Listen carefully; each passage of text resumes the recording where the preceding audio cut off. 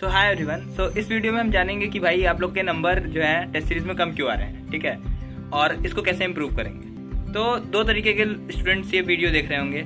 एक वो जिनका सिलेबस कंप्लीट हो चुका है और वो प्रीवियस ईयर क्वेश्चन भी बहुत बार कर चुके हैं, और एक ऐसे स्टूडेंट होंगे जिनका सिलेबस अभी कंप्लीट हो रहा होगा या थोड़ा बहुत बचा होगा या फिर बहुत बचा होगा और वो थोड़ा बहुत ही PYQ किए हैं और टेस्ट दे रहे हैं। दोनों के लिए एप्लीकेबल।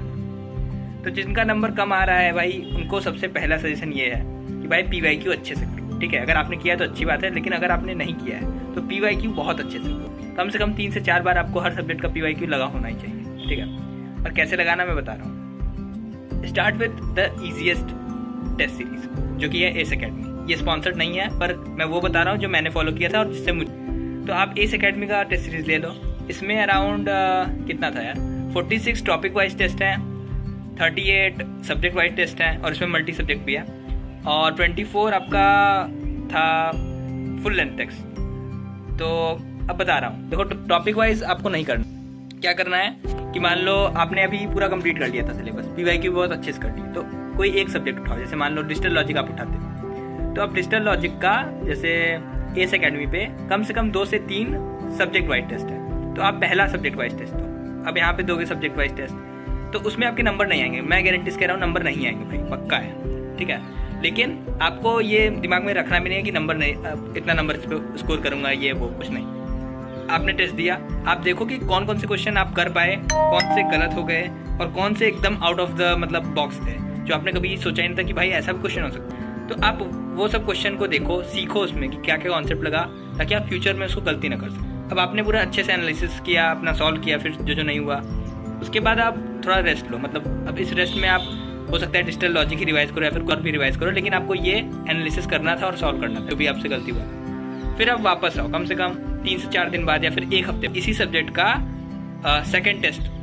अब आप देखोगे कि जो आपने पिछली टेस्ट में गलतियाँ की थी और जो कॉन्सेप्ट पिछले टेस्ट में नए थे वो इसमें आए, तो अब आपके मार्क्स इंप्रूव होंगे थोड़ा थोड़ा, बिकॉज आपका प्रीवियस ईयर तो सॉल्व ही था और पिछला जो कॉन्सेप्ट आपने इस अकेडमी के टेस्ट सीरीज से पढ़ा वही आएगा वैसा ही रिलेटेड कॉन्सेप्ट, तो आपके मार्क्स इंप्रूव हुए। लेकिन यहाँ पे भी कुछ क्वेश्चन ऐसे होंगे जो आप नहीं कर पाओगे, ठीक है, तो उसको रहने दो। अब ये जो पैटर्न है आपको हर सब्जेक्ट के लिए आपने डिजिटल किया, फिर आप OS का भी ऐसे करो, फिर आप गोवा का भी। अब आप देखोगे कि एक बार आपको ऐसे ही कर लेना है। अब आपका होता है क्या कहते हैं उसको, मल्टी चैप्टर। इसमें क्या होता है कि आपका 2-3 सब्जेक्ट को मिला के टेस्ट होता है, तो आप वो दे सकते हो। अगर आपके पास टाइम हो तो वो दे सकते हो, नहीं तो मैं ये कहूँगा कि आप हर एक सब्जेक्ट का ऐसे दो, and then you have to attempt the full length mock, ठीक है। जैसे आप जब फुल लेंथ मॉक दोगे ना, तो देखोगे कि आपका जो मार्क्स अभी नहीं आ रहा था वो आने लगेगा। क्यों? बिकॉज पहले बस आप PYQ दे के सॉल्व कर रहे थे या फिर आपने PYQ भी सही से सॉल्व नहीं किया था, लेकिन अब आपने PYQ अच्छे से कर लिया 3-4 बार।